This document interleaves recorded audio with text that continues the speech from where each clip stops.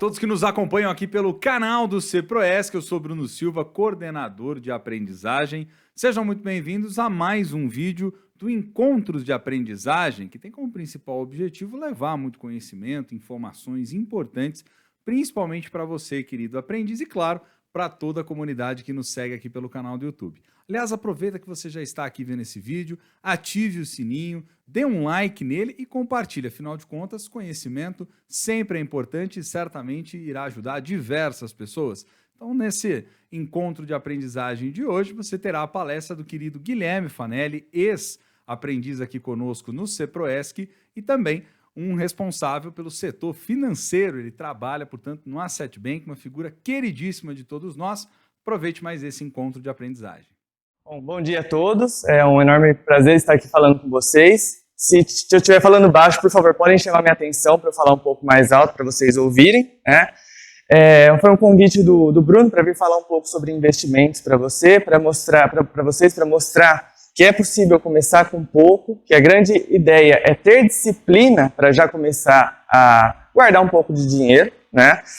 Eu, em 2012, entrei no CEPROESC como jovem aprendiz na empresa Takil, foi meu primeiro emprego, e aí fui mudando de empresas, passei pela Saks, pela Embraer, e atualmente estou aí no Asset Bank, um escritório de investimentos, realizando aí um desejo profissional meu, que era trabalhar com investimentos, tá?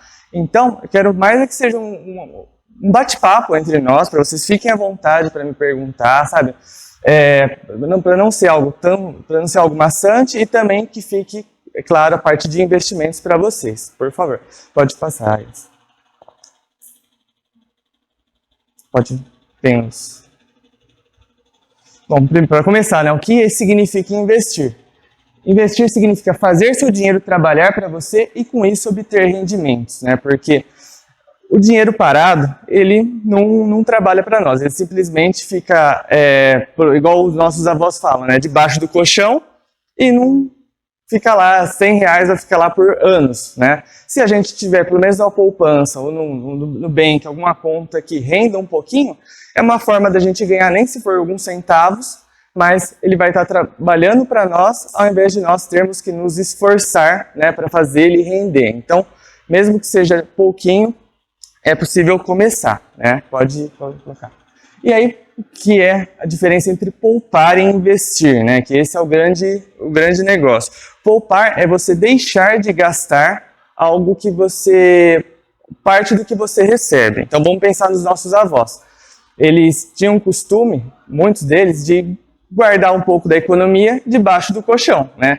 E isso é poupar. Agora, investir é você ter o dinheiro aplicado num banco, seja um banco digital, seja num banco mais comum, tipo Itaú, Santander, e ele render um pouquinho para você, né? Então, essa é a diferença entre poupar e investir. Pode passar. E aí, investir é sim para todos, né?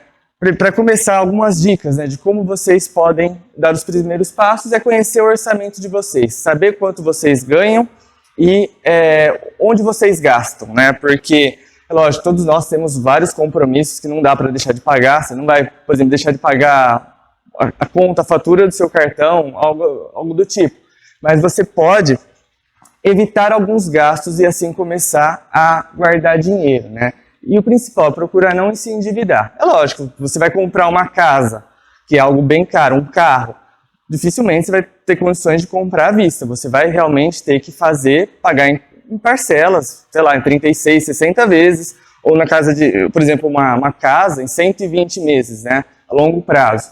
Mas, se você puder evitar alguns gastos de ter que pagar os juros, né, ao invés de receber numa aplicação, já é um ponto muito importante, né?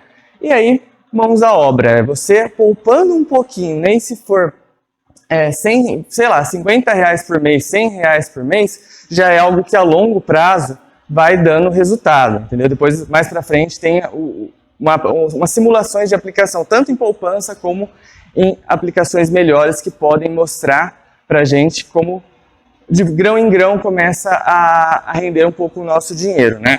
E além disso, gente, o que é importante, a gente cortar alguns gastos que nós temos que podem ser evitados. Por exemplo, você não vai deixar de comer algo que você gosta, de tomar uma cervejinha no final de semana, para ficar guardando dinheiro. Mas algumas coisas vocês podem deixar. Sabe aquilo lá, tipo, a gente, poxa, compra um negócio ali na empolgação e depois pensa, pô, precisava mesmo ter comprado isso? Então, isso é algo que acontece comigo, imagino que deve acontecer com vocês também, principalmente na hora que vê a fatura do cartão lá, pô, precisava ter gastado, sei lá, R$50 com isso, sendo que eu já tenho, né?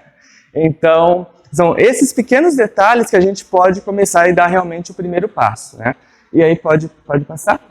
E o momento para começar a investir é sempre agora. Nunca é cedo ou tarde demais para começar o investimento. Nós, como somos jovens, é muito mais fácil do que uma pessoa que já está aí mais de 60 anos, mais de 70 anos, começar a poupar. Para nós temos muito mais tempo. Nós temos essa vantagem, que é o tempo ao nosso favor. Dinheiro e economizando a questão de tempo e, como eu falei no começo, disciplina, que é o mais importante, né? Pode passar? Então, o melhor momento para começar o investimento é agora. Agora peço a licença para vocês para ler essa frase, né, para a gente refletir. Toda pessoa que tem alguma poupança ou gasta menos do que ganha, que deveria ser o objetivo da maioria, é um investidor, quer saiba ou não.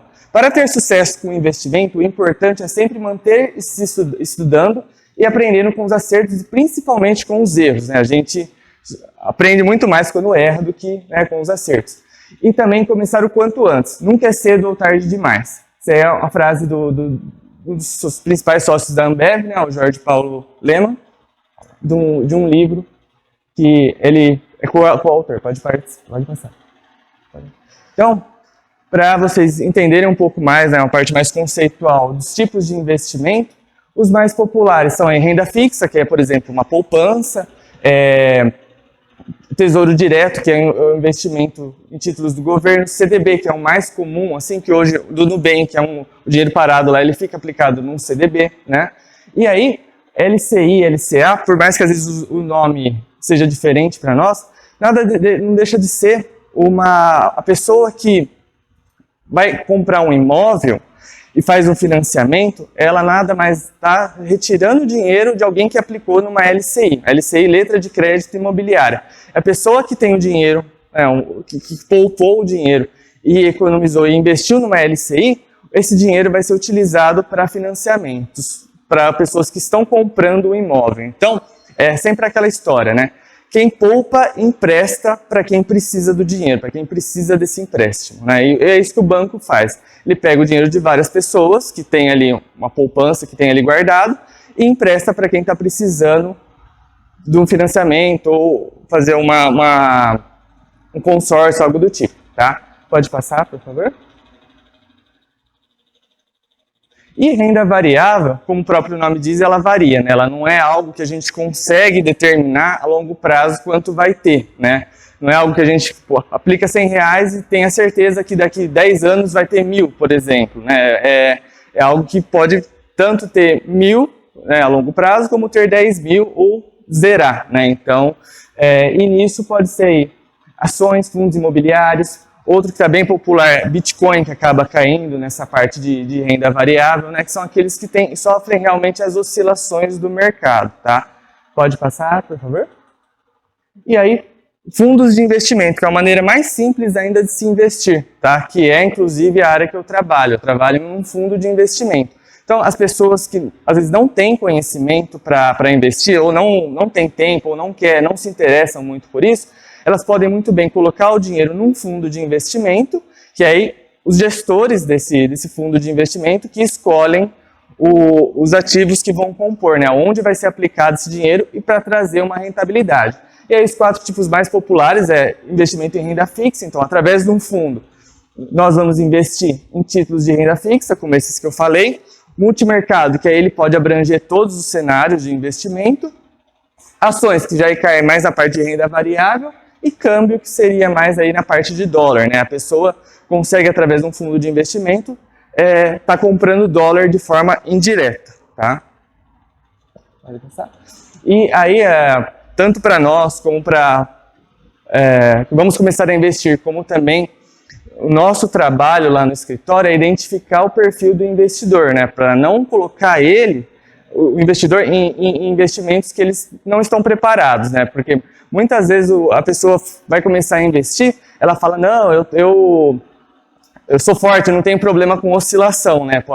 Posso colocar R$100, se perder tudo, não tem problema. Só que aí na hora que começa a desvalorizar, cai tipo de 100 para 80, já fica morrendo de medo e fica desesperado e quer tirar o dinheiro de qualquer jeito. Então, para esse tipo de pessoa, tem que ter um investimento mais conservador, né? E aí um investimento mais moderado é aquele que está preparado um pouquinho mais para algumas oscilações, né? Mas não tanto.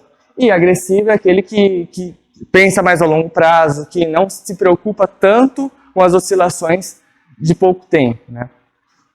E o perfil do investidor conflita também com os objetivos de investimento. Uma coisa, como eu falei, somos nós, que somos jovens e temos um horizonte de tempo grande para investir. Então, se a gente tiver o perfil um pouco mais arrojado agora, não tem problema, porque se a gente errar agora, a gente ainda tem vários anos para corrigir e colocar as coisas nos eixos, né? Agora, para uma pessoa, por exemplo, nossos avós, se eles forem colocar todo o dinheiro deles num Bitcoin e perder tudo, pode ser que seja muito ruim para eles, né? Porque eles já precisam disso para complementar a aposentadoria, né? E outra coisa muito importante, né? Dificilmente, como até o Bruno falou, nós vamos ter o cenário de uma aposentadoria. Nós não podemos contar muito com isso. Então, se a gente começar já a poupar e começar a investir nem se for um pouquinho, já é algo que pode nos trazer uma vantagem muito grande no futuro, visto que quem hoje vive, por exemplo, com um salário de uma aposentadoria, dificilmente consegue pagar um plano de saúde e os alimentos que estão caros, né? Então, pode passar. E outra coisa muito importante, né, para realmente começar o investimento. A partir do momento que você consegue poupar, né, deixar de gastar um pouco, ter uma reserva de emergência, porque a gente não sabe como vai ser o dia seguinte. A gente não sabe se daqui a um ano nós estaremos empregados, ganhando o que nós ganhamos atualmente, ou se estaremos desempregados. Então, ter uma reserva para a gente não passar apuros pode ser algo muito importante, tá? Então, pode passar? E aí, ó, eu trouxe para vocês uma simulação para trazer mais para números mesmo, uma aplicação de R$100 por mês, né? Então, a pessoa que conseguiu poupar um pouquinho, conseguiu identificar alguns gastos que dava para deixar de gastar, né? De deixar de consumir, e começou a poupar R$100 por mês, pode colocar? A gente já tem um horizonte de tempo aí que o dinheiro começa a trabalhar para nós, né? Então, ó, um ano na poupança, o investimento mais popular de todos, em um ano ele já vai ter conseguido juntar R$1.235. E aí investimentos melhores conseguem proporcionar rentabilidade melhor. Isso em um ano parece pouquinho, né? Mas assim, já é algo, principalmente para a gente ter a disciplina de começar a economizar, tá? Agora vamos supor, a pessoa consegue economizar R$100 por mês durante 5 anos. Aí a gente já tem uma diferença. Ó, por exemplo, um investimento melhor, na taxa Selic, por exemplo, já dá R$7.800 praticamente. Então, ele está ganhando tempo, porque, por exemplo, se ele colocar R$100 debaixo do colchão durante 5 anos, ele vai ter R$6.000, né?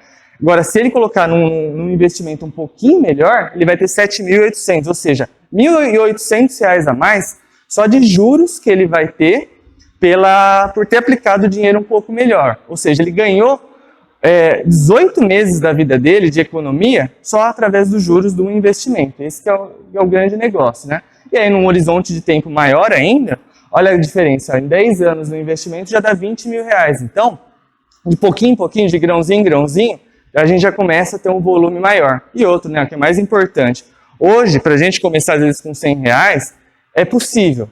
Pensando no horizonte de tempo um pouquinho maior, o nosso objetivo é que daqui a 1, 2 anos nós estejamos ganhando mais do que ganhamos hoje. E aí, com isso, a gente consegue poupar um pouco mais também, né? Pode passar. E aí, pode colocar? Volta. Então, aqui, ó, comecei a ganhar um pouco mais, consigo agora guardar R$500 por mês.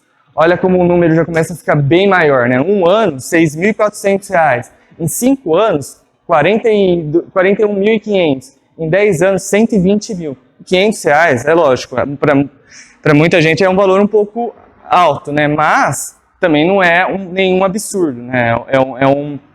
É algo que, pensando daqui a alguns anos, provavelmente é muito mais fácil de guardar do que agora, né? Pode passar? Então, esses são alguns livros que eu li no começo, tanto esses 4 primeiros, né? O Pai Rico, Pai Pobre, do 1000 ao Milhão, Como Organizar Sua Vida Financeira e O Homem Mais Rico da Babilônia, são livros que, assim, são bem didáticos, eles não são tão técnicos, e aí dá para já ter uma ideia melhor dessa questão de começar a investir, de dar dicas, né, de dar insights para você ter esse comportamento que a longo prazo vai ser muito importante, tá? E esses 3 últimos, pode voltar? Esses 3 últimos já são um pouco mais técnicos, tá? Mas também, com o passar do tempo, lendo esses primeiros, pelo menos uns 2 desses anteriores, vocês já conseguem ter uma base para ler algo mais técnico, e aí com isso as coisas começam a se encaixar cada vez mais, né? A partir do momento que você consegue ter a disciplina de começar a guardar um pouquinho, já fica algo rotineiro para você e fica muito mais fácil, né? Uma experiência minha realmente, né? Como eu falei para vocês, comecei a trabalhar no meu primeiro emprego, foi através do Ceproeste, e o meu primeiro salário foi R$820, tá? E desde o comecinho eu guardei um pouquinho, né? Desde o começo eu guardei um pouco, e algo que nem meus pais fazem. Meus pais até hoje, eles não têm a mentalidade de guardar dinheiro. Mas eu, sei lá, desde o começo tive isso, e aí com isso eu fui economizando e juntando um pouco de dinheiro para ter as minhas coisas. Aí conforme fui passando para outros trabalhos, ganhando um pouco mais, aí ficou ainda melhor, né, para guardar e acumular dinheiro. Então, eu quero passar para vocês essa visão, né, é possível começar com pouco, né? E aí por mais, sei lá, eu ganho um salário mínimo, não dá nem para pagar muito bem minhas contas, mas tirando alguns gastos que dá para a gente tirar, todo mundo sabe que a gente consegue tirar alguns gastos, é possível e otimizar o nosso dinheiro.